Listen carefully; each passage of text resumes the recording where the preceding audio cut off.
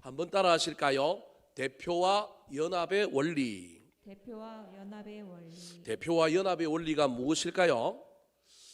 국가대표가 되어서 태극기 마크를 달고 축구 선수나 야구 선수나 수많은 국가대표들이 외국에 나가서 경기할 때 그 사람들은 개인으로 나가기도 하고 팀으로 나갔지만 누구를 대표하여 나간 거예요? 우리나라를 대표하여 나갔습니다. 이게 대표의 원리입니다. 그런데 어떤 축구 선수, 어떤 운동 선수에게는 이 국가대표라고 하는 이 의미를 잘못 받아들여서 내가 잘하니까 나왔지 라고 생각하여 이 태극기의 권위와 이 태극기의 그 중요함을 함부로 여기고 마음대로 막 한다든지, 자기가 조금 몸이 안 좋다고 내가 나중에 다시 돌아와서 프로 경기에 잘해야 되는데 최선을 다하지 않는다든지, 예를 들 것 같으면 극단적인 예를 이야기한다고 한다면 이 사람은 무슨 원리를 잊어버렸느냐 하면 연합의 원리를 잃어버렸습니다. 대표이기만 했다고 생각하고 나는 연합되어 있다, 나는 하나다, 나는 국가와 우리나라와 하나로 나는 국가를 대표할 뿐만 아니라 내가 교만해서 그런 것이 아니라 이때 나는 국가의 모습을 다른 사람들에게 보여줌으로 나의 행위가, 나의 삶이, 나의 말이 곧 대한민국과 연결되어 있다라고 하는 의식을 잊어버리면 안 됩니다. 오늘 본문 말씀인 로마서 5장에서 드디어 사도 바울이 자기가 본래 로마 교회에 하고 싶었던 이야기를 시작했습니다. 사도 바울은 로마 교회에 편지를 보내면서 누구 얘기를 하고 싶었느냐 하면 예수님 얘기하고 싶었습니다. 복음 얘기를 하고 싶었습니다. 그런데 그 예수님과 복음을 이야기하기 전에 유대교 지도자들이 들어와서 복음을 좀 이상하게 변질을 시켜놓고 예수 그리스도에 집중하지 못하게 하는 걸 어느 정도 해결하고 난 다음에 사도 바울이 진짜 이야기하고 싶었던 것, 예수만으로 구원받고 우리가 예수를 믿어야 된다고 하는 사실을, 이 복음을 이 로마 교회에 전하고 싶었습니다. 그런데 그냥 전하면 안 믿으니까, 왜냐하면 이 로마에는 그리스 철학이 발달되어 있었기 때문에 이 철학적인 사고에서 이들이 가지고 있던 생각이 뭐냐 하면 개인의 고귀함, 개인의 위대함에 대하여 이 그리스 로마의 철학 사상들이 많은 부분을 가르쳤습니다. 그래서 그리스 로마에 있는 사람들은 신탁, 신의 통치를 받고도 있지만 그 신이 사실은 누구한테도 있다고 믿는 사람들이냐 하면 우리 각자에게도 있다. 그래서 인간이 신일 수도 있다라고 하는 생각을 하는 사람들입니다. 그래서 여러분 그리스 로마 신화에 나오는 수많은 신들은 여러분 알고 보면 신이라고 하는 존재가 또 누구의 모습을 띠고 있어요? 인간의 모습을 띠고 있단 말이에요. 그래서 그리스 로마의 사람들에게 예수를 믿어야만이 구원을 받는다고 이야기할 때 이 예수를 자기들이 여러 가지 생각하는 여러 신들 중에 한 사람, 또는 이 예수가 우리 인류의 모든 문제를 해결해 줄 수 없다라고 이야기하면서 세상의 수많은 신이, 그리스의 수많은 신이 있잖아요. 바다의 신은 무슨 신이에요? 포세이돈. 저 하늘의 신은 누구예요? 제우스. 뭐 그런 것처럼 여러 가지 많은 문제들이 있을 수 있다라는 걸 알고 있기 때문에 우리 인간 모두가 대표성과 연합의 원리에 의하여 우리가 아담으로부터 내려온 뭘 짓고 있느냐 하면 원죄를 지은 사람이다. 그래서 죄가 없다고 생각하는 그리스 로마 사람들에게 우리 모두가 죄인이라는 걸 알려줘야 되고, 그런데 그 죄를 각 사람이 해결할 것이 아니라 한 사람이 해결하고 그 한 사람을 믿어야만이 구원받을 수 있다라고 하는 이야기를 하고 싶은 거예요. 우리 입장에서는 이게 아무런 문제가 없는데 로마에 있는 사람들이 예수 그리스도를 받아들일 때는 예수를 한 사람의 성인으로 생각하고 그 사람 믿어야 구원받는 게 아니라 구원의 길은 여러 가지가 있고 이렇게도 받을 수 있고 저렇게도 받을 수 있고, 어떤 사람은 나는 죄가 없기 때문에 윤리적으로 도덕적으로 괜찮기 때문에 나는 구원을 받을 필요가 없다라고 하는 생각까지 가지고 있는 사람들이 많다라는 거예요. 그래서 이걸 설명하기 위하여 대표와 연합의 원리라는 것을 가지고 옵니다. 그래서 오늘 본문에 보면 아담의 이야기가 나오고 아담과 또 다른 아담에 해당되는 인류의 조상 아담과 또 다른 인류의 조상이 되는 구원의 조상이 되는 예수님의 이야기를 통하여 우리 인간은 전부 죄인이고 이 죄인이 죄의 문제를 각각 해결할 것이 아니라 해결하신 한 사람 예수 그리스도를 믿음으로 말미암아 우리가 다 뭘 받을 수 있다고 이야기하고 있느냐 하면 구원 받을 수 있다라고 이야기하고 있는 본문이 사실은 오늘 본문이라고 이야기하면 됩니다. 그래서 오늘 본문에 제일 많이 나오는 반복해서 나오는 단어가 죄, 율법 이런 단어도 있지만 그 중에 더 중요한 단어는 한 사람이라고 하는 단어입니다. 한 사람 아담이 한 사람 예수 그리스도로 말미암아 우리가 다 죄인이 되었고 우리가 다 구원받을 수 있는 길이 열렸다 그렇게 말하고 있는 겁니다. 사랑하는 성도 여러분, 오늘 본문의 말씀을 통하여 저와 여러분이 예수 믿고 구원받아서 우리가 하나님 나라의 대표 선수들이 되었으면 좋겠습니다.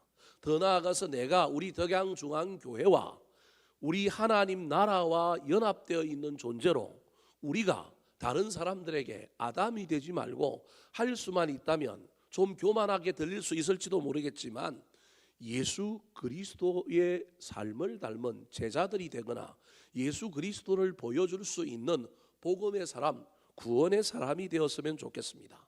오늘 본문에 대표와 연합의 원리가 나오는데 이 대표와 연합의 원리 안에 들어있는 세 가지 교훈을 통하여 은혜 받고 우리도 교회와 하나님 나라와 연합하여 아름다운 대표 선수들로 이 땅에서 멋지게 살아가게 되기를 축복합니다.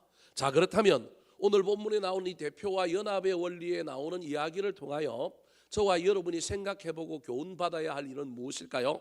첫 번째입니다. 따라 하시겠습니다. 한 사람으로 인해 죄가 들어왔습니다. 한 사람으로 인해 죄가 들어왔습니다. 자, 우리가 이미 다 아는 이야기입니다. 한 사람 아담으로 인하여 죄가 들어왔습니다. 근데 오늘 본문에는 그렇게까지 이야기하고 있지 않지만 제가 오늘 본문에서 여러분에게 전하고 싶은 건 나 하나로 공동체가 뭐 할 수도 있다고요? 망할 수도 있다는 거예요. 제가 지금 중간에 논리를 다 빼고 극단적으로 지금 이야기하는 겁니다. 오늘 본문에서 저와 여러분이 생각해야 될 건 나는 대표 선수라는 거예요. 나하고는 우리 가정이 나하고는 교회와 나는 특별히 하나님 나라와 뭐하고 되어 있느냐 하면 연합되어 있기 때문에 한 사람 아담으로부터 죄가 들어왔다고 한다면 나를 통하여도 뭐가 들어올 수 있다고요? 죄가 멸망이 들어올 수 있다라는 거예요. 저와 여러분이 두 번째 하겠지만 한 사람으로 말미암아 살리는 사람이 될 것이냐 망하게 하는 한 사람이 될 것이냐 저와 여러분이 고민해야 된다니까요. 사실은 우리는 이 고민 안 하는 건 내가 예수 믿고 구원받고 내가 교회 안에 있으니 내가 한 부모로 내가 가정에 엄마와 아비로 있으니 나는 무조건 살리는 사람이라고 생각하지만 고민해 봐야 됩니다. 아담이 처음부터 죽이는 사람으로 탄생했고 죽이는 사람으로 산 것이 아니지 않습니까? 그런데 그가 많은 사람의 대표가 되는 거예요. 모든 인류를 사실은 뭐하게 된 사람인 거예요. 죽인 주범이잖아요. 그 사람 때문에 우리가 뭐 원죄를 어떻게 해서 여러분에게 더 설명하려고 하면 이제 시간 많이 가니까 그건 냅두고 다 알 거라고 생각하고 이 아담이라고 하는 한 사람 때문에 오늘날 인류가 다 누가 필요한 거예요? 예수 그리스도가 필요하잖아요. 그렇다면 이 이야기는 그럼 옛날 뭐 일어났던 이야기고 예수님이 오셨기 때문에 다 사라진 이야기일까요?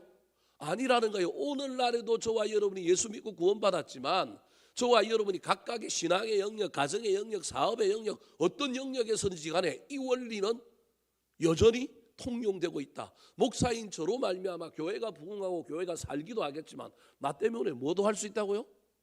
교회가 망할 수도 있다. 우리 하나님 절대 내버려 두시지는 않겠지만 망할 수도 있다. 이 원리를 저와 여러분이 기억해야 된다는 거예요. 자, 12절 말씀 같이 한번 읽어볼까요? 12절 시작. 그러므로 한 사람의 말미암아 죄가 세상에 들어오고 죄로 말미암아 사망이 들어왔나니 이와 같이 모든 사람이 죄를 지었으므로 사망이 모든 사람에게 이르렀느니라. 한 사람 아담으로 말미암아 죄가 들어왔고 그 죄의 싹은 무엇이에요? 사망이다. 그래서 모든 인생은 뭐 할 수밖에 없었다? 죽을 수밖에 없었다. 하나님 말씀 잘 듣고 에덴 동산에서 생명나무만 따먹었으면 죽어요, 안 죽어요? 뭐 믿든지 말든지 안 죽었다니까요, 여러분. 그래서 나중에 에덴 동산에서 아담과 하와를 쫓아내고 난 다음에, 여러분 쫓아내고 난 다음에 에덴 동산을 어떻게 해요? 지키잖아요. 처음에는 지켜요. 가져가신 게 아니고 지켜요. 어떻게 지켜요? 두루 도는 하연금을 가지고 일종의 소위 말하는 막 아무도 못 들어오게 두루 돌아다니는 불이 하나 있는 거예요. 두루 도는 하연금과 여러분 그룹들을 통하여 그걸 어떻게 했어요? 지켰어요. 그래도 안심이 안 되니까 어떻게 했어요? 가져가 버렸다니까요. 제가 보기엔 그 가져간 것 갖고 천국이 될 거예요. 제 개인적인 생각은. 이렇게 얘기하면 저를 신학자들 2단 3단이라고 할 수 있는데, 만약에 문자 그대로 성경에 나오는 이야기를 믿는다고 한다면 저는 천국의 모태가 무엇이냐? 아담 때 이미 천국을 만들어 놨을까? 저는 에덴 동산 가지고 간 것 가지고 하나님이 아담 천국 만들고 계시지 않았을까? 저는 그렇게 생각합니다. 저를 2단이라고 3단이라고 오해하지 말고요.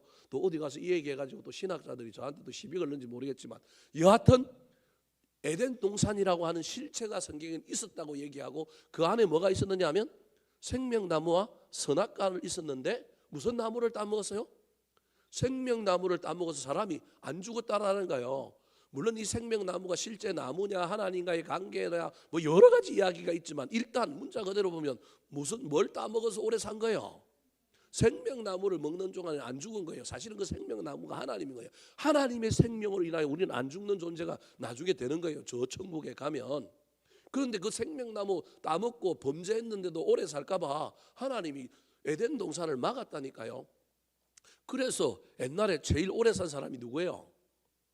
모두셀라. 몇 살 살았어요?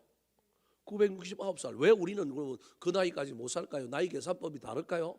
뭐 창조가 계신 분들이 뭐 그전에는 뭐 하늘에 뭐가 있었는데 그것 때문에 뭐 자외선을 맞아가지고 적외선을 막아주고 오래 살았다. 갑자기 지구 환경이 변하는 바람에 그 시대와 달라졌다. 뭐 여러 가지 뭐 설명하지만 과학으로 어떻게 다 설명하겠어요? 저는 그때 그냥 단순하게 뭐 먹었기 때문에 오래 살았다고요? 예, 생명나무 먹었던 효과가 저는 있었을 거다. 믿든지 말든지. 중요한 건 여러분 안 죽는다라고 하는 전제가 있었다니까요. 그런데 안 죽는다고 하는 이 전제가 완전히 사그라지게 된 게 뭐가 들어오면서 그렇게 됐냐 하면 죄가 들어오면서 그렇게 됐어요. 여러분 아담이 에덴 동산에 쫓겨나면서 하나님이 양 가지고 털 가지고 입혀주면서 이야기했어요. 이제부터 정령 죽으리라 그랬으니까 진짜 죽는다고 믿었단 말이에요. 근데 아담이 쫓겨났을 때 몇 살인지는 알 수 없지만 쫓겨나고 난 다음에 여러분 엉겅퀴가 나고 땅을 막 경작하고 막 이러면서 살아가는데, 여러분 성경을 창세기 5장을 집에 가서 잘 읽어봐요. 아담이 하나님을 찾아요, 안 찾아요? 안 찾았어요. 쫓겨났는데 기분이 나쁠 거 아니에요. 그때는 에덴 동산에서 완전히 그냥 제 집이지 그냥 다 먹을 수 있었잖아요. 그런데 이제는 뭘 해야 돼요? 땅을 경작해야 되는 노동의 수고가 있잖아요. 한참을 하나님을 찾지 않아요, 아담이. 그런데 어느 순간 되면 아담이 하나님을 찾아요. 누구 때 찾았다고 이야기하고 있어요? 셋이라고 하는 아들을 낳고, 아들 가인이 누굴 죽여요? 둘째 아들 아벨을 죽는 순간에 저는 아담이 충격을 받았을 거라고 생각해요. 하나님이 선악과 따먹으면 죽는다 그랬는데 한동안 죽었어요, 안 죽었어요? 안 죽었어요. 애만 어떻게 태어나요? 순풍순풍 태어났을 거예요. 성경에 가인과 아벨밖에 없는데 아니에요. 그 이후에 많은 자식들이 태어났고, 이게 그 당시에는 여러분 족외혼이 아니라 건친으로 결혼했기 때문에 수많은 애들이, 여러분 900살까지 살면 애 나오면 얼마나 살까요? 나을까요? 우리 엄마는 평생 애 낳았는데 8남매 낳았는데 2년마다 한 번씩 낳더라고요. 계산해 보니까 애 낳고 몸 풀고 또 애 가지고 또 애 낳고 몸 풀고 이것만 반복하고 살았던 우리 엄마를 생각하니까 이야 대단하다. 8남매를 어떻게 낳았을까? 그것도 제가 45살에 태어났다니까. 요즘 같으면 저 태어나지도 못했어요. 저는 얼마나 행운한지 몰라요. 조금만 뒤에 태어났으면 아마 요즘은 태어나지도 못했을 거예요. 그렇게 애들을 낳다 보니 아담의 공동체, 나중에 가인이 쫓겨나니까 가인의 공동체가 만들어진 거예요. 사실은 제가 무슨 얘기를 하려고 하느냐 하면, 쫓겨난 아담은 하나님 말을 안 믿었어요. 반발심이 생겼고요. 이 안에 우리 하나님 왜 나를 쫓아내는다, 자기가 잘못한 건 하나도 생각 안 했을 거예요. 쫓겨난 것에 대한 원한과 분노 막 이런 것 때문에 하나님 찾을 생각도 안 해요. 그래서 성경에 하나님 찾았다는 말이 없어요. 그런데 누가 누굴 죽이느냐 하면 자기 몸에서 난 아들 가인이 자기 몸에서 난 누굴 죽여요? 아들을 죽여요. 이때 죽음이라고 하는 문제가 대두가 딱 돼요. 사람이 뭐하네? 죽네? 그런데 이건 사람이 사람을 죽인 거잖아요. 자연사한 게 아니라 사람이 사람을 죽였으니까 죽는다라고 하는 죽음에 대한 이해는 일어났지만 아직 완벽하게 하나님이 우리를 죽는 존재로 만들었다, 하나님이 우리를 죽일 수 있다라고 하는 데까지는 안 가요. 그러다가 아벨이 죽고 난 다음에 하나님이 새로운 아들을 줬는데 그 아들 이름이 뭐예요? 셋이에요. 셋이 또 결혼을 해갖고 애를 낳고 난 다음에 셋이 누굴 낳아요? 에노스라고 하는 아들을 낳아요. 그러니까 에노스는 아담에게 누구예요? 손자예요. 손자가 태어날 때 할아버지가 손자에게 뭘 지어줘요? 이름을 지어줘요. 그때 이름을 아담이 지어줬는데 그때 지어진 이름이 뭐냐면 에노스라고 하는 거예요. 이 에노스라고 하는 말이 뭐냐면 죽는다라는 말이에요. 인간이 다 흙에서 와서 흙으로 돌아간다라고 하는 뜻을 가지고 있는 에노스라고 하는 이름을 지은 거예요. 자기 나이가 어느 정도 커서 죽을 수 있다, 자연사에서 죽을 수 있다라고 하는 생각이 들었던 모양이에요. 아니면 영적인 깨달음 속에서 우리가 나이를 분간할 수가 없으니까 에노스를 낳을 때 얼추 따져보면 아담이 930살에 죽는데 나이를 계산해보면 나이가 늙었다라는 걸 알 수 있어요. 그거 아니면 그냥 영적인 깨달음 속에서 인간이 뭐한다? 죽을 수밖에 없는 존재라고 하는 걸 깨달은 거예요. 그때서야 하나님의 말씀이 진리로 뭐한 거예요? 느껴진 거예요. 그래서 에노스 때부터 아담이 누구 이름을 불러요? 여호와의 이름을 불렀더라. 성경이 그렇게 해놔요. 그러니까 에노스가 태어난 그 수많은 시간까지 에덴 동산에서 이렇게 쫓겨나기 전까지는 아담이 죽음의 존재를 몰라요. 아니 믿지도 않아요. 근데 하나님이 죽는다고 한 말을 안 믿은 거예요. 그런데 에노스가 딱 태어나고 할아버지가 비장하게 이름을 지어줬는데 에노스, 죽는다는 인간이라는 거예요. 흙에서 흙으로 돌아갈 존재라는 거예요. 이때부터 다시금 누굴 찾아요? 하나님을 찾고 여호와의 이름을 불러요. 이때부터 아담이 정신을 차리고 신앙인이 된 거예요. 이때 죄에 대한 뭐가 생겼느냐 하면 자각이 진짜로 생긴 거예요. 여러분, 사람이 뭘 잘못했는데 그 잘못한 걸 진짜 제대로 이해하기가 얼마나 어려운지 몰라요. 판사 앞에 불러가서 선고받고 벌을 받아도요, 속으로는 잘못했다고 생각하는 사람이 그렇게 많지 않다니까요. 뭐 없다고 생각해요? 운이 없다고 생각하는 거예요. 운이 이게 무슨 죄냐? 다른 사람도 다 하는데 이게 오늘날 인간의 본성이 이게 아담 때부터 있은 거라는 거예요. 내가 뭘 잘못했어? 하나님이 만들어준 누구 때문이라고요? 하와 때문이라고. 이게 평생 아담에게 있는 거예요. 내가 잘못했다는 내 죄라는 생각이 없다니까요. 그런데 죄에 대한 자각, 그 죄로 말미암아 인간이 죽을 수밖에 없는 존재라고 하는 것을 느끼는 때가 셋째 아들 셋이 손자 에노스를 낳을 때 정신이 번쩍 들면서 인간은 죽는구나, 하나님 말씀이 사실이구나. 죄로 말미암아 뭐가 들어왔다? 사망이 들어왔다라고 하는 걸 깨닫는 거예요. 그래서 여러분, 최초로 죽음을 경험한 사람은 아벨이고요, 그 다음에 죽음을 경험한 사람이 누구예요? 아담이라니까요. 아담. 무슨 말씀이 이해되십니까? 아담이 제일 먼저 죽었을 거 아니에요. 제일 먼저 태어났으니까. 자식들이 잘 살았으니까. 물론 알 수 없어요. 중간에 나타가 죽은 사람도 있는지 없는지 모르겠지만 일단 성경의 족보의 원리를 가지고 설명한다면 제일 먼저 죽은 사람은 아벨인 거예요. 아벨. 그 다음에 죽은 사람이 아담일 가능성이 많은 거예요. 그래서 아담은 죄로 말미암아 인간이 뭐한다? 죽는다라고 하는 것을 정확하게 알게 된 거예요. 그러면 저와 여러분이 그슬로 올라가 봐서 보자 이거예요. 아담이 그러면 인정하지도 않고 살다가 그렇게 온 가운데 그가 죄로 말미암아 내가 죽을 수밖에 없는 존재라고 하는 걸 깨닫고 죽었다고 한다면 아담 스스로는 죄라고 하는 건 추상적이잖아요. 추상적인 거. 이 죄가 구체적으로 무엇이었다고 생각했을까요? 성경에 아담이 이런 생각을 했다는 말은 없어요. 제가 그냥 생각해 보는 거예요. 만약에 아담이 죄로 죽는 존재라고 하는 걸 알고 죽었다고 한다면 자신의 죄를, 즉 에덴 동산에서 선악과 따먹은 이 행위가 죄인데 이 죄를 구체적으로 무엇이라고 생각했을까? 첫 번째, 하나님처럼 되려고 하는 교만의 죄. 죄가 다르게 표현하면 뭐라고요? 교만이다. 마귀가 우리 보고 저거 따먹으면 누구처럼 된다고요? 하나님처럼 된다. 하나님처럼 되고 싶은 마음. 즉 나는 종인데 종이 아니라 내가 뭐 일깨워? 착한 주인 노릇해도 나는 교만이에요. 여러분 세상에 수많은 그리스도인들 중에 착한 주인 노릇하면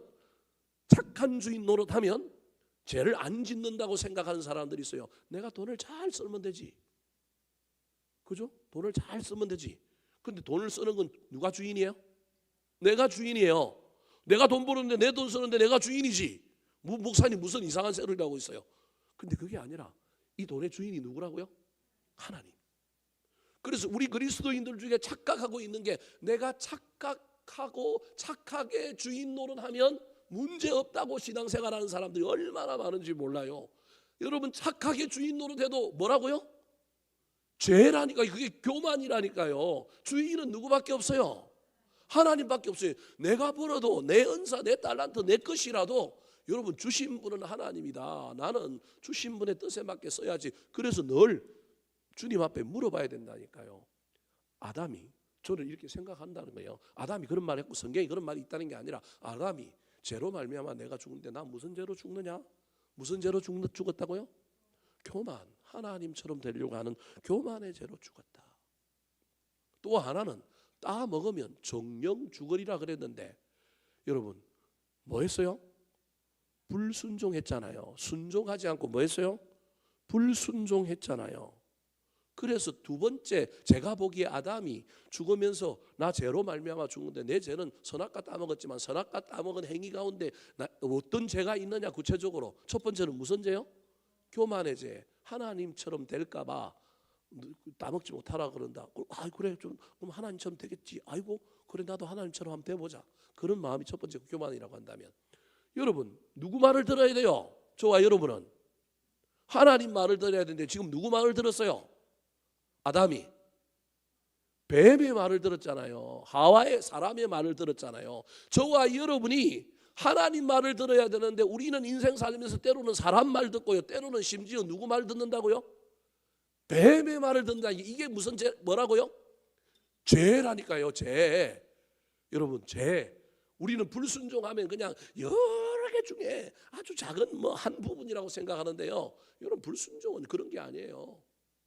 내가 하나님 말 들어야 되는데 하나님 말을 안 듣고 있으면요. 내 안에 있는 내 말을 듣거나 사람 말을 들으면요. 악한 마귀에 속아서 그 마귀의 말을 들으면 여러분 그게 다 불순종이에요. 누구 말을 듣느냐? 이게 신앙의 중요한 태도라는 거예요. 세 번째 아담이 죽으면서 난 죄 때문에 죽는데 그 선악과 따먹어서 내가 죽었는데 그 선악과 따먹는 행위 안에 뭐가 있을까? 여러분 제일 중요한 것 회개하지 않았어. 불회개의 죄. 하나님이 아담아 불렀잖아요. 근데 숨어 있다가 벗은 것 때문에 깜짝 놀래갖고 무화과 나무 잎으로 가리고 있다가 하나님 부르니까 어쩔 수 없이 하나님 만났는데 그죠? 너 왜 따먹었냐 물어보니까 뭐라고 얘기해요? 저 여자가 하나님이 만들어준 저 여자가 그때 뭐 했으면 좋을까요? 회개했으면 여러분 얼마나 좋을까요? 그때 회개하지 않고 핑계하잖아요. 책임을 전가하잖아요. 아담이 회개했다는 말이 없어요. 그래서 여러분 에덴 동산에 쫓겨나고 난 다음에 아담은 하나님이 어떤 분이냐면 불공정하신 분이에요. 자기 입장에서는 정의롭지 못한 분이에요. 나는 죄를 지은 게 아니고 나는 옆에 있는 저 인간 때문에 먹었는데 저 인간이 문제라는 거예요. 자기 각심에도 불구하고 여러분 아담은 죄인이라고 생각한 적이 별로 없다니까. 에덴 동산에 쫓겨났어도요. 우리는 그 순간에 아담이 막 울었을 것 같고 막 회개했을 것 같지만 절대 그러지 않을 거라는 거예요. 그게 셋이 에노스라고 하는 아들을 낳았을 때 자기한테 손자가 태어났을 때 그때 깨달아졌을 것이다. 사랑하는 성도 여러분, 제가 많이 나갔습니다. 오늘 분량이 한 사람으로부터 죄가 들어왔다? 나로부터 우리 가정에, 우리 공동체에, 나의 인생 전반에 내가 처음엔 나는 아담으로 에덴 동산에서 동물 이름 져주고 이는 내 뼈 중에 뼈요 내 살 중에 살이라고 가정을 잘 이끌어가는 사람일지라도 여러분 나로 말미암아 내 가정에 내 공동체에 뭐가 들어올 수 있다고요? 죄가 들어올 수 있다는 걸 잊어버리면 안 돼요. 그 죄는 추상적인 죄가 아니라 내가 뭐 되려고 하는 거라고요? 하나님 주인 되려고 하는 거. 그 죄는 또 뭐라고요? 누구 말을 들어야 되느냐? 인데 하나님 말 안 듣고 누구 말 듣는다고요? 내 속에 있는 내 말 듣고요. 다른 사람 말 듣고요. 심지어 악한 마귀 말을 돈 번다 그러니까 그거 좋다고 그러니까 괜찮다고 그러니까 그 말 들으면 그게 저와 여러분이 죽이는 아담, 그 아담으로 가게 만들 수 있다는 걸 잊어버리면 안 되는 거예요. 인간인지라 넘어지고 자빠질 수 있지만 그때만이라도 정신을 바짝 차리고 뭘 해야 될까요? 회개해야 되는데 회개하지 않으면 여러분 핑계하고 책임 전가하고 여전히 내가 죄인 아니라고 속으로 우기고 살아간다면 나는 살리는 예수가 아니라 내가 아무리 지금 예수를 믿고 있어도 살리는 예수가 아니라 죽이는 뭐가 될 가능성이 많다고요? 아담이 될 가능성이 많다니까요. 목사님 예수 믿고 나면 다 우리가 예수지 무슨 아담입니까? 아니라니까요. 여러분 기억하셔야 됩니다. 아담의 이야기를 먼 옛날 태고적에 일어났던 이야기라고 생각하지 말고 오늘날 저와 여러분이 누구일 수도 있다고요?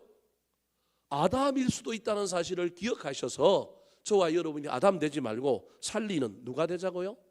예수가 되어야 된다는 거예요. 그래서 두 번째가 따라하시겠습니다. 한 사람의 은혜로 선물을 받았습니다. 한 사람의 은혜로 선물을 받았습니다. 자, 세상에는 한 사람으로 말미암아 죄가 들어왔고 또 다른 한 사람의 은혜로 말미암아 구원이라고 하는 뭘 받았느냐면 선물을 받은 게 우리라는 거예요. 자, 15절 말씀 같이 읽어볼까요? 15절 시작. 그러나 이 은사는 그 범죄와 같지 아니하니 곧 한 사람의 범죄를 인하여 많은 사람이 죽었은즉 더욱 하나님의 은혜와 또한 한 사람 예수 그리스도의 은혜로 말미암은 선물은 많은 사람에게 넘쳤느니라. 자, 선물이 구원이죠. 예수 한 사람 예수 그리스도의 은혜로 구원이라고 하는 선물이 많은 사람에게 넘쳤어요. 그래서 저와 여러분은 예수를 선물로 구원이라고 하는 선물로 받은 사람입니다. 근데 이때 지난주에도 제가 이 설명하다가 마쳤지만 이때 저와 여러분이 생각해야 될 것이 있습니다. 아까 아담과 관련해서는 아담은 먼 옛날에 그냥 우리가 성경 이야기에 나오는 사람이 아니라 그 아담이 사실은 나일 수 있다고 한다면 저와 여러분이 살리는 예수 그리스도가 되려고 하기 위해서는 반드시 기억해야 될 것이 있는데 그게 무엇이냐 하면 내가 죄가 없었던 존재가 아니라 내가 죄가 있는 존재인데 하나님께서 나한테 예수 그리스도로 말미암아 너는 이제 뭐가 없다? 죄가 없는 사람이다라고 인정했다라는 거예요. 여러분 이 이야기는 인정해서 하나님은 앞으로 나를 죄 없는 사람이라고 대하지만 여전히 그 죄는 나한테 뭐 어떻다고요? 있다라고 하는 것을 저와 여러분이 기억하셔야 됩니다. 이 이야기를 잘못하면 이제 나중에 다른 신학적인 논쟁을 갈 수 있는데 여러분 제가 지금 이야기하고 싶은 건 논쟁하자는 얘기가 아니고요. 여러분 이 사고가 왜 중요하냐 하면 이 사고가 여러분 죄가 사라졌다라고 하는 순간 죄가 사라졌다고 하는 순간 저와 여러분에게 생기는 문제가 있습니다. 뭐가 생기는 문제냐 하면 우리는 잊어버린다니까요. 잊어버려서 금방 교만해질 수밖에 없어요. 금방 저와 여러분은 그 사라진 죄로 말미암아 내가 기본적으로 죄성이 있는 죄인이었다라고 하는 걸 자꾸 잊어버린다니까요. 요즘 국회의원들 또는 뭐 정치하는 사람들 다 떼보면 옛날에 뭐 했던 거 나오잖아요. 안 나올까요? 나온다니까요. 제가 이번에 그 지난번에 우리 교회 그 벌점 때문에 제가 면허가 취소돼가지고 면허 취소 안 되려고 교육받으러 갔는데 교육받으러 가보니까 조회해보는 뭐 컴퓨터가 있어 조회해보니까요. 제가 주차 위반, 속도 위반, 딱지 뗀 게 몇 건 나오느냐 하면 30건, 33건이가 나오더라고요. 33건. 아이씨, 내가 언제 이렇게 많이 했지? 물론 이 중에 절반 정도는 제가 했을 거예요. 절반 정도는 제가 했을 거예요. 제가 정확하게 따져보지는 않지만 나머지 절반은 누가 한 거예요? 몰라요. 왜냐하면 교회 차 이름이 다 누구 거로 돼 있으니까. 아이씨, 안 믿네. 예. 스타렉스가 타고 가다가 누가 딱지 끌어오면 그 누구한테 가는 거예요? 저한테 오는 거라니까요, 여러분. 저한테 이번에 그래갖고 제가 한 것도 아닌데 제가 벌점이 막 이렇게 돼갖고 사실은 가서 그거 하고 왔단 말이에요. 다른 목사들은 이런 얘기도 안 해요. 자기 쪽팔릴까봐. 또 저는 이거 이야기하고 우리 집사람 또 왜 그런 얘기를 또 했냐고 또 그럴 텐데 이것도 예를 들리는 거예요. 남 얘기할 수 없으니까 제 얘기를 하는 거예요. 그래서 이제 벌점으로 그걸 취소해주고 이제 저는 면허를 다시 복원해서요. 그런데 떼보면 옛날에 위반한 것이 그대로 남아 있을까요? 아니면 사라졌을까요? 야, 이게 문제라는 거예요. 안 사라지고 여전히 뭐 한다고요? 남아 있다니까요. 남아 있어요. 복근은 시켜주고 뭔가를 해줬지만 흔적은 남아 있는 거예요. 그래서 이 남아 있는 것 때문에 때로는 제가 한 번씩 쳐다보고 안 해야지 이래야만이 그게 옳다라는 거예요. 완전히 다 사라지게 해주면 인간은 기본적으로 교만해서 또 문제가 생긴다라는 거예요. 여러분, 구원이라고 하는 문제와 관련하여 저는 이게 신학적으로 맞는지 안 맞는지는 정확하게 따져봐야 하겠지만 좀 그런 생각을 좀 해야 된다라는 거예요. 의롭게 우리를 여겨줬다고 이야기할 때 우리가 기존의 교회에서 배운 것은 무엇이냐 하면 죄의 전가, 그래서 나한테 있는 죄가 물리적으로 옮겨가서 누구한테 갔다고 우리는 배우고 아느냐 하면 누구한테 갔어요? 십자가에 예수님께 가서 나는 죄가 있다 없다? 없다라고 생각하는 걸 저와 여러분이 배웠어요.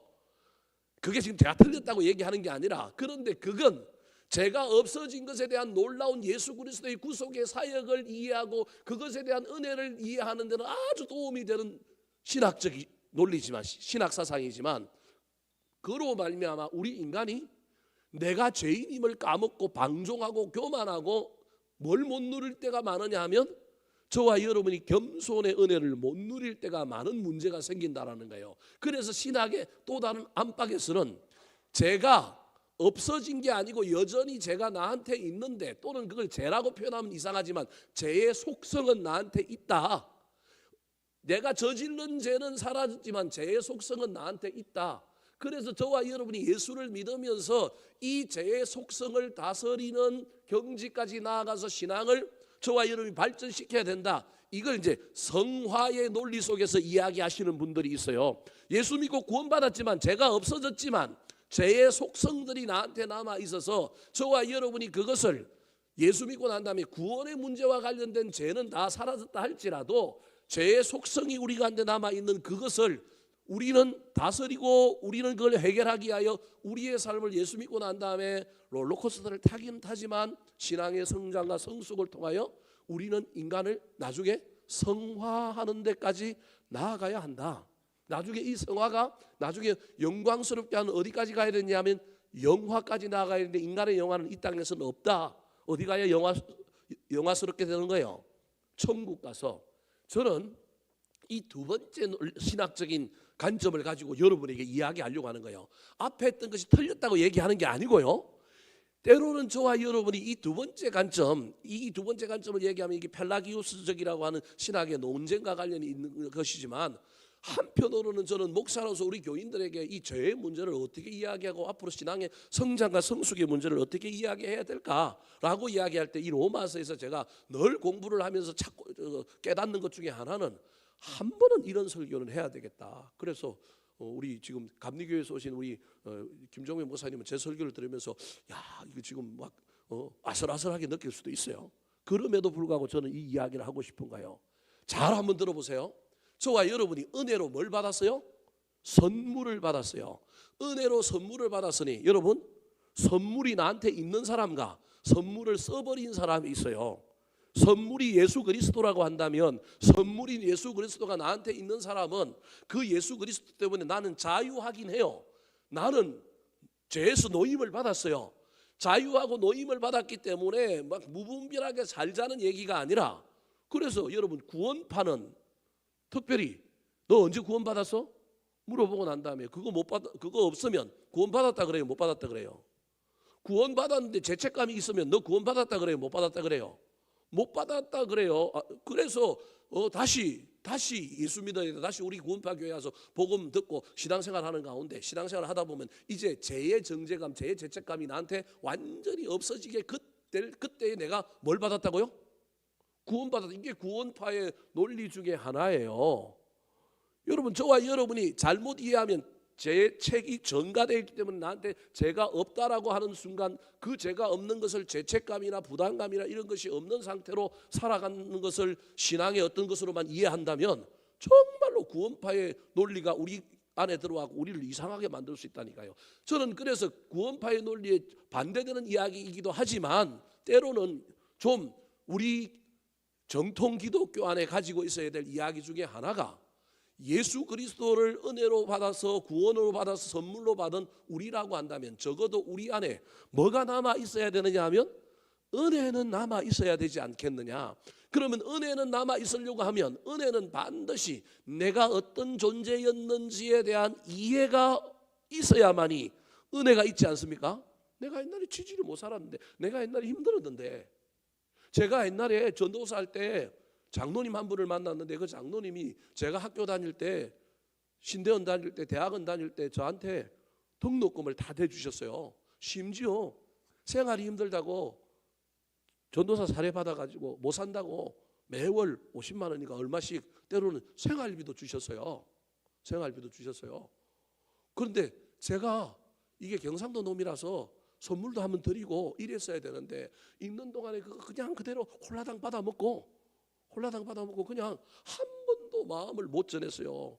딸이 청년이었는데 그 딸한테는 제가 야, 너네 아빠가 나한테 이렇게 해줬다, 고맙다라고 얘기했는데 본인한테는 정작 한 번도 이야기를 못했어요. 지난번에 우리 나영주 집사가 결혼할 때 그 딸이 왔더라고요. 그래서 딸한테 또 제가 이야기했어요. 너네 아빠가 나한테 이렇게 했는데 내가 인사도 못 드리고, 야 대신 네가 가서 좀 인사해라. 내가 언제 한번 가야 되는데 내가 그 봉천동 지역을 갈 시간도 없고 갈 기회도 없어서 못 갔는데 너 분명히 인사해라. 여러분, 제가 무슨 얘기를 하려고 하냐면 은혜가 있는 사람은 옛날에 나에게 있었던 처지 상황을 잊어버린다, 안 잊어버린다? 안 잊어버린다라는 거예요. 오늘 본문에서 우리가 기억해야 될 것이 뭐냐 하면 바로 이 죄라고 하는 것이 사라지고 없어지는 것이지만 죄라고 하는 것이 나에게 여전히 나를 괴롭히는 존재라고 하는 사실을 잊어버리면 안 된다는 거예요. 그 얘기의 죄는 구원과 관련이 있는 죄가 아니라, 그래서 예수님께서 늘 제자들에게, 베드로에게 세족식 할 때 손과 발만 시켜주지 말고 뭐도 시켜달라고요? 목욕도 시켜달라고 얘기하잖아요. 그러니까 베드로한테 뭐라고 얘기해요? 목욕은 할 필요가 있대요, 없대요? 할 필요가 없다라는 거예요. 근데 뭐는 씻어야 된다고요? 손과 발은 씻어야 된다고요. 그래서 이걸 그 구원받은 이후에 짓는 자범죄라고만 해석을 하는데 저는 그렇게 해석하고 싶지 않다라는 거예요. 예전에 우리가 어떤 존재였는가, 내가 얼마나 죄인이었는가 하는 걸 저와 여러분이 기억하고 있느냐는 거예요. 그 기억이 있어야만이 은혜가 사라지지 않고 저와 여러분에게 뭐가 있는가요? 은혜가 있다라는 거예요. 20절 말씀 한번 읽어볼까요? 20절. 자, 20절입니다. 시작. 율법이 들어온 것은 범죄를 더하게 하려 함이요 그러나 죄가 더한 곳에 은혜가 더욱 넘쳤나니. 죄가 더한 곳에 은혜가 넘쳤다. 반드시 은혜는 뭐와 연관되어야 되느냐 하면 죄와 연관이 되어야 된다. 그래서 죄가 큰 사람이 그 죄를 큼에도 불구하고 없게 해주면 이 사람은 은혜도 뭐라고요? 크다라니까요. 여러분, 100데나리온 빚진 자와 10데나리온입니까? 내가 기억이 정확하게 안 나는데 하여튼 적은 돈을 빚진 사람이 있었는데, 여러분, 많은 돈을 빚진 사람도 있었고요. 근데 예수님이 이 많은 돈 빚진 사람 빚을 어떻게 해줬어요? 탕감해 줬어요. 그러면 이 인간이 자기한테 적게 빚진 돈 사람을 어떻게 해줘야 돼요? 탕감해 줘야 되는데 자기 빚은 탕감받고 이 사람한테는 뭐 내놓으라 그래요?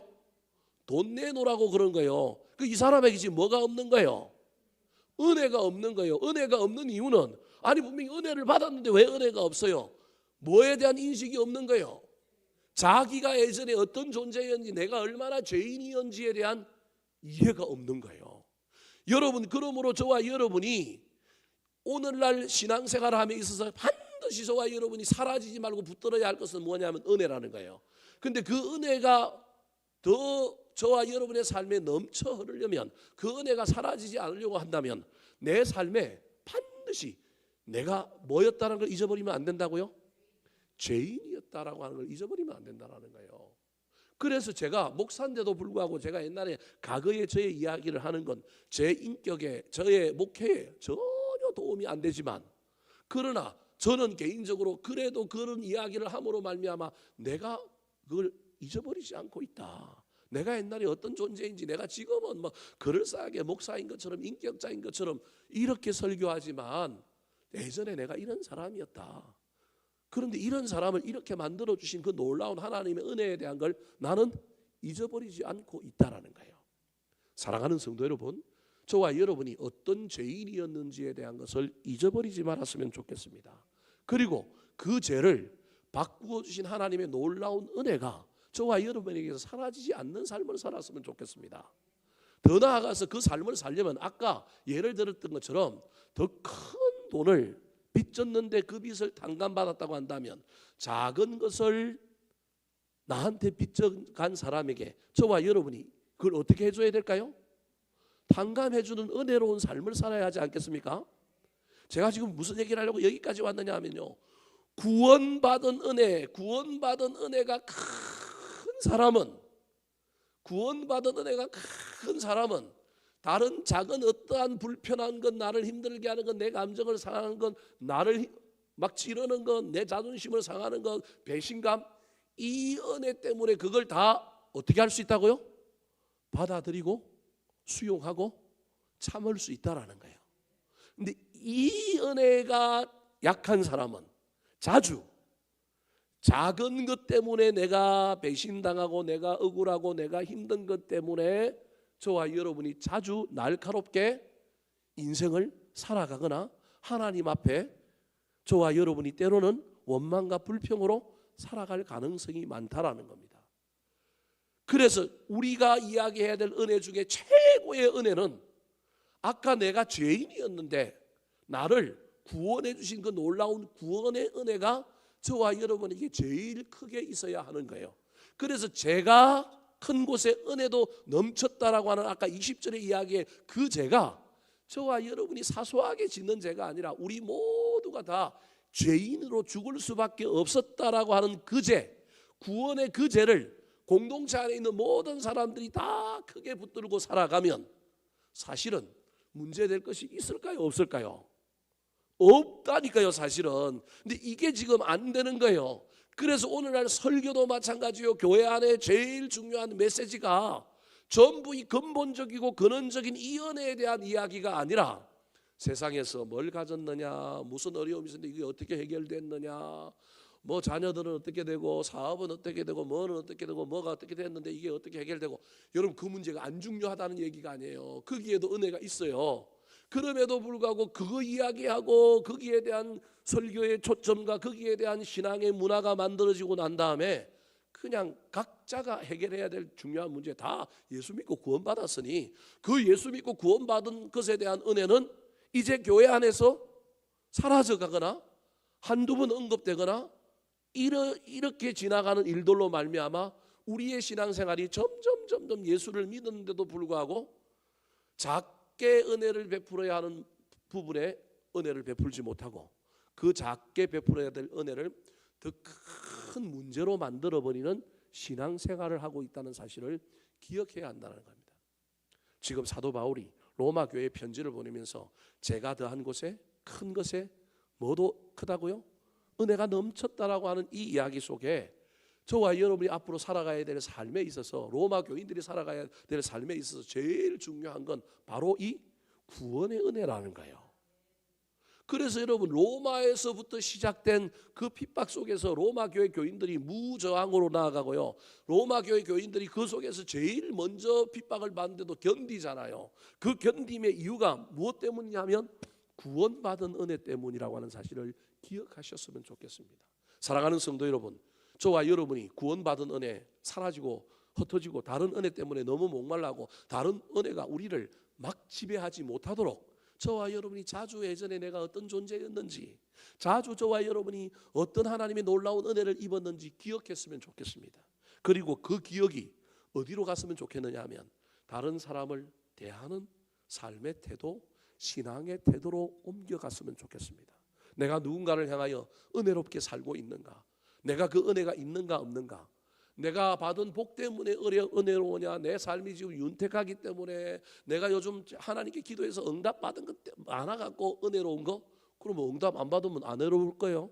사업 그러면 조금 어려우면 안 은혜롭게 살 거예요. 저와 여러분이 그런 은혜를 가지고 은혜롭게 사는 삶을 살아야 할 뿐만 아니라 그것보다 더 근원적인 기쁨, 그것보다 더 깊은 은혜인 구원받은 은혜를 잊어버리지 않으려고 날마다 저와 여러분이 나의 죄인됨을 기억할 수 있었으면 좋겠습니다.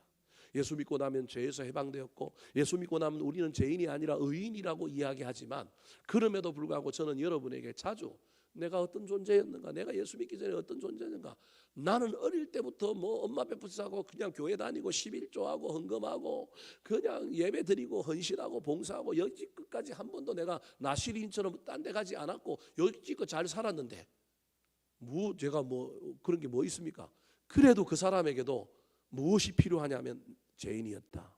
예수 그리스도 외에 내가 구원받을 길이 없었다라고 하는 그 놀라운 은혜가 사라지지 않아야만이 그런 사람일수록 더더욱구나 다른 사람에게 여러분 선을 행하는 게 아니라 뭘 베풀 수 있느냐 하면 은혜를 베풀 수 있다니까요. 선을 베푸는 것과 은혜를 베푸는 것은 차이가 있습니다. 다음에 제가 그거 한번 설교하도록 할 텐데요. 우리는 선을 베푸는 것을 은혜라고 이야기하는데요. 선을 베푸는 것과 은혜를 베푸는 것은 그 차원이 다르다고 하는 사실을 잘 기억하여 그 구원의 은혜 잊어버리지 말고 그 구원의 은혜로 은혜롭게 사는 저와 여러분이 되었으면 좋겠습니다. 마지막입니다. 오늘 본문을 통하여 저와 여러분이 기억하고 염두에 두고 살아가야 할 신앙의 태도는 무엇일까요? 따라하시겠습니다. 생명으로 왕노릇하며 살아야 합니다. 생명으로 왕노릇하며 살아야 합니다. 자, 이미 두 번째에서 설명한 거나 마찬가지입니다. 17절 말씀을 같이 한번 읽어볼까요? 17절 시작. 한 사람의 번제로 말미암아 사망이 그 한 사람을 통하여 왕노릇하였은즉 더욱 은혜와 의의 선물을 넘치게 받은 자들은 한 분 예수 그리스도를 통하여 생명 안에서 왕노릇하리로다. 자, 저와 여러분이 죽이는 사람 아담이 아니라 살리는 예수 그리스도의 삶을 살아야 하는데 살리는 예수 그리스도의 삶을 살려면 저와 여러분이 내가 죄인이었다고 하는 것을 잊어버리면 안 되고요. 그 놀라운 은혜를 가지고 저와 여러분이 삶의 현장에서 은혜를 유통하며 살아야 되는 거예요. 이 은혜를 유통하며 사는 삶을 오늘 본문 17절에서는 무슨 단어로 소개하고 있느냐면 다시 화면을 보여주실까요? 왕노릇이라고 하는 단어를 쓰고 있어요. 여러분 왕이라고 얘기하지 않고 뭐라고 얘기하고 있어요? 왕노릇이라고 얘기하고 있습니다. 그 말은 무슨 말이냐 하면 여러분 저 한글 표현이긴 하지만 영어 표현에 보면 명확합니다. 내가 왕은 아닌데 내가 왕으로서의 뭘 하고 있다고요? 역할을 하고 있는 것을 뭐라고 얘기한다고요? 왕노릇이라는 거예요. 아니 우리가 하나님의 자녀고 우리가 하나님이 왕이라고 한다면 우리도 왕이라고 해주면 좋지 않을까요? 성경 여러 곳에 왕이라고 우리를 왕 같은 제사장이라고 또 표현하기도 하잖아요. 그런데 왜 사도 바울은 저기서 왕이 되었다고 이야기하지 않고 한 분 예수 그리스도를 통하여 생명 안에서 무슨 노릇을 한다고요? 왕 노릇을 한다라는 거예요. 그 말은 나는 분명은 왕은 아닌데 무슨 역할을 하는 거예요? 왕 역할을 한다라는 말입니다. 그러면 여기서 저와 여러분이 이 왕노릇이라고 하는 이 단어에 들어있는 의미를 기억해야 되는데 퍼포먼스, 바깥으로 드러난 일은 뭘 하고 있는 거예요? 왕을 하고 있어요. 근데 내면은 나는 뭐가 아니라고 생각하고 일을 해요? 난 왕이 아니야. 다르게 얘기하면 내가 주인처럼 일을 해요. 돈을 쓰는 것도 일을 하는 것도 헌신하는 것도 주인처럼 일해야 해요. 근데 내 내면 속에는 겸손이 있어서 하는 일은 주인처럼 하지만 그게 사람들 눈에 교만하게 보일 수도 있을지도 모르겠지만 나는 지금 막 주인처럼 사랑하는 마음을 가지고 해요. 그런데 내 마음에는 뭐가 있다고요? 주인이 아니라고 하는 자의식, 주인이 아니라고 하는 겸손이 있는 거예요. 여러분 이게 얼마나 어려운지 몰라요. 제가 부목사 시절에 담임 목사님들이 한 번씩 야 부목사라도 주인의식을 가지고 교회를 한번 해봐. 근데 내가 담임 목사예요 아니면 부목사예요? 부목사는 뭐만 하는 거예요? 내 앞에 있는 요것만 딱 보는 거예요. 그래서 절대 주인의식이 없어요. 뭐 예를 들 것 같으면 그래요. 차 타고 오는데 교회에 눈이 많이 내렸어요. 차 타고 오는데 교회 많이 내렸어요. 부목사는 들어오면서 와 눈 왔다 하고 오는데 그날이 수요일이야. 근데 담임 목사는 눈을 보는 순간 무슨 생각을 할까요? 저거 뭐 해야 된다고요? 왜요? 수요일이라서 어떻게 할까요? 예배 드려야 되는데 교인들이 차 갖고 왔는데 저거 큰일 났다라는 거예요. 우리는 그날 아침에 출근하면서 전부 와 눈 왔다 눈 사람 만들까 야 신난다 오늘 점심 뭐 먹을까 이런 멋진 날에는 어떻게 해야 될까 이 생각하고 저 왔는데 조회 시간에 아침 조회를 하는데 담임 목사님이 딱 얘기를 하는 거예요. 뭐라고 얘기하느냐면 야 너네 아침에 들어오면서 무슨 생각했냐 다 이야기하는 거 신나가지고 눈 와갖고요 옛날 눈 왔던 생각하고요 막 베라벨 얘기 다 하는데요. 담임 목사님 하는 말이 야 나는 들어오면서 무슨 생각했는지 아느냐? 나는 저 눈 치워야 되는데 그 생각했다라는 거예요. 생각이 너무 달라요. 너무 달라요. 그러면서 생각은 내가 했지만 눈은 누가 치워야 된다? 니들이 치워야 된다. 그래서 그날 조회 끝나자마자 가고 전부 눈을 치웠어요. 눈을 치웠어요. 그때부터 전통이 돼갖고 눈 오는 날은 부교육자들이 전부 뭐 하는 날이냐 하면 눈 치우는 이제 일이 벌어졌어요. 근데 주차장이 엄청 넓어요. 그래서 눈 치우는 게 너무너무 힘들어요. 그래서 교인들 트랙터 빌려와서 치우기도 하고요. 교인들 그 기계 있잖아요. 그 뭐죠? 뭐 굴삭기 비슷한 거 앞에 도자 같은 거 미는 거 가서 빌리기도 하고요. 눈이 많이 오는 날은 기계를 만들어요. 기계를 만들어 요즘 같이 이렇게 부는 거 있었으면 얼마나 좋았는지 모르겠어요. 근데 그때는 그것도 없어가지고 전부 막 삽을 만들고 뭘 만들어가지고 눈 치우는 아이디어를 낼 정도예요. 제가 지금 무슨 얘기를 하려고 하느냐 하면 이게 잘 보세요. 그래서 담임 목사님이 뭐라고 얘기했느냐 하면 너희들이 생각은 못했지만 너희들이 지금 나는 생각은 했고 나는 일은 안 하고 담임 목사는 눈을 안 치우고 누가 눈 치운다고요? 눈은 너희들이 치우는 건데 이게 둘이 합해져서 지금 이 일이 벌어지고 있다. 마음이 왕노릇 하든지 일이 왕노릇 하든지 둘 다 하나 하면 되지만 한 사람에게 이게 같이 있기는 정말 어렵다. 그러면서 담임 목사가 뭐라고 하냐 나도 눈 치우는 거 힘들어서 말은 너희들한테 하고 나는 눈을 뭐 한다고요? 못 치운다. 너무 바빠서 못 치워요. 그분이 나빠서 그런 게 아니라 못 치운다. 그러면서 왕노릇이라고 하는 단어를 그때 우리한테 설명을 해줬어요. 이건 이 왕노릇은 이런 거다. 그러면서 내가 시간이 많아갖고 내가 이렇게 한번 해야 되는데 나도 눈을 치우고 내 마음에 이거 겸손이 있어서 이거 주인처럼 이런 마음을 가지고 있어서 해야 되는데 못하는 것을 나는 지금 후회한다. 그러더니만 2년 지나고 난 다음에 어느 날 갑자기 새벽에 새벽 기도를 가는데 눈이 막 왔는데 담임 목사 혼자서 눈을 뭐 하고 있는 거예요? 치우고 있는 거예요. 우리가 깜짝 놀래가지고 우리 모두 나가갖고 그 진입로고 들어오는데 너무 막 어려워가지고 그 차가 못 들어오는데 담임 목사가 그날 교회에서 잤던 모양이에요. 벌떡 일어나서 눈 오니까 그때부터 염화칼슘 뿌리고 본인이 막 하는데 눈이 너무 오니까 치워도 뭐 하는 거예요? 끝이 없는 거예요. 그런데 그걸 치우는 거예요. 우리가 막 새벽기도 와가지고 놀래가지고 목사님 몇 시부터 와서 치웠습니까? 2시부터 지금 그때 4시 한 30분까지 치우고 2시간 반을 혼자서 치운 거예요.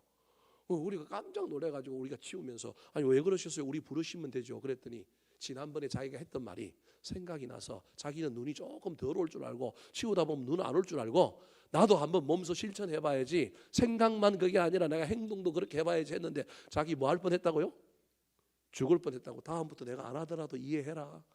잠도 안 오고 시간이 났는데 눈이 오길래 내가 너희들한테 한 말이 생각나서 내가 이 일을 했는데 해보니까 참 이게 쉽지는 않구나. 여러분 오늘 본문에 다시 한 번 더 17절을 띄워주실까요? 그래서 여러분 보십시오. 왕노릇하는 건 어려워요. 왕노릇의 핵심은 생명이에요. 근데 그 생명을 우리 인간의 힘으로는 나타내기가 쉽지 아니에요. 그래서 한 분 누구를 통하여요? 예수 그리스도를 통하여 생명 안에서 내가 무슨 노릇을 해야 돼요? 왕노릇을 해야 돼요. 여러분 저와 여러분의 신앙생활이 왕노릇이었으면 좋겠습니다. 왕인데 권위만 잡는 왕이 아니라 왕처럼 실행하지만, 왕처럼 사랑하며 살지만, 예수 그리스도처럼 살지만 속은 내가 왕이 아닌 것처럼 겸손하게. 저 왕 노릇에 제일 중요한 것이 뭐냐 하면, 왕이 저 하늘에서 이 땅으로 육신이 되어 내려와서 자기 자신을 뭐 한 거예요? 십자가에 주신 거. 이게 왕 노릇이라니까요. 이게 저와 여러분이 이제부터 해야 될 왕 노릇이 이거예요. 저와 여러분이 예수를 닮아서, 우리는 예수가 분명히 아니잖아요. 우리는 저 하늘 보좌에서 이 땅으로 내려온 사람이 아니잖아요. 그런데 그분이 하신 일은 뭐냐 하면, 생명 아래서 왕 노릇을 우리 보고 하라는 거예요. 자기는 왕이어서 왔는데, 왕이어서 왔기 때문에 훨씬 더 쉬울 수 있을지 모르겠지만 우리가 왕 노릇하는 건 더 어려울 수 있다는 걸 사도 바울은 알아요. 그래서 네 힘으로 안 되지만 한 분 예수 그리스도를 통하여 그분께 받은 은혜, 그분 생각 때문에, 그 은혜 때문에, 그 다음에 생명 안에서 무슨 노릇을 하라고요?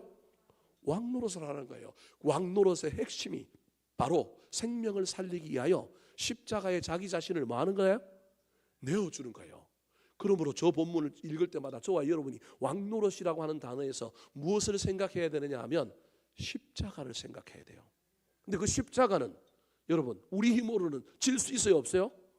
없어요. 예수 그리스도의 은혜가 저와 여러분에게 있어야만이 할 수 있다니까요. 그래서 아까 제가 설명했던 그 은혜가 뭐냐 하면, 나를 십자가 심으로 나를 죄에서 뭐 해주신 은혜? 구원해 주신 그 놀라운 은혜 때문에 여러분 십자가 지는 일처럼 느껴지고 그렇게 중요한 것으로 느껴지지 말고 보면 이 은혜보다 더 작은 일들에 우리는 십자가라고 부르고, 저와 여러분을 그 십자가에 내어줄 수 있는 왕 노릇을 한번 해보는 신앙생활을 해야 하지 않겠습니까? 이게 사도 바울이 아담과 예수 그리스도를 통하여 로마 교인들에게 지금 이야기하고 있는 이야기인 겁니다. 너 살리는 예수 될래? 죽이는 아담 될래? 한 사람으로 말미암아 은혜가 너한테 왔다고 한다면 그 은혜로 말미암아 네가 죄인 된 것 잊어버리지 말고 은혜로 살아야 하지 않겠니? 근데 그 은혜로 사는 삶은 저와 여러분이 돈을 좀 잘 쓰고 저와 여러분이 사람들을 잘 대해주는 걸 넘어서서 심지어 뭘 지는 거라고요? 십자가는 여러분 진짜 불편해요. 아니 어떻게 큰 교회 5천 명 6천 명 나오는 교회 담임 목사가 뭐하러 새벽 2시부터 새벽 4시 반까지 혼자서 눈을 뭐하러 치우겠어요? 그런데 그런 말도 안 되는 일이지만 그 신분의 그 위치에 그 신분이 고귀하다 제가 그렇게 얘기하는 것이 아니라 일반적인 측면에서 보면 그건 그냥 지시하거나 아니면 은혜를 많이 베풀어 갖고 또는 선한 일을 많이 해 갖고 장비 사주면 되잖아요. 근데 그분이 그 시간만큼은 사실은 뭐 한 거예요? 왕 노릇을 했다니까요. 제가 지금 이야기하고 싶은 얘기가 그거예요. 그때만큼은 자기도 몸을 써보고 자기도 좀 불편해보고 자기도 하는 일들을 하더라. 그런 일을 하더라. 이게 저와 여러분의 삶에도 어떻게 하면 우리가 십자가 지는 것처럼 때로는 땀도 좀 흘려보고 때로는 좀 세상적으로 볼 때 좀 낮은 일, 천한 일이라고 하는 일들도 한번 해볼까? 어렵지만 그리스도 안에서 생명을 나누는 일들을 해야 된다는 거예요. 그런 측면에서 볼 때 우리 교회에 정말로 목사로서 저는 부끄럽지만 우리 장로님들이 몸을 낮추고 장로들로 교인들 불러가고 시킬 수도 있지만, 그래서 저는 늘 우리 장로님들한테 장로님들만 하지 마시고 교인들 안수입사들 좀 불러갖고 좀 시키세요. 근데 우리 교회 장로님들이 안 시켜요. 시키는 것도 있지만 대충 누가 다 해버려요? 자기들이 다 해버려요. 그래서 저분이 진짜 주인이다.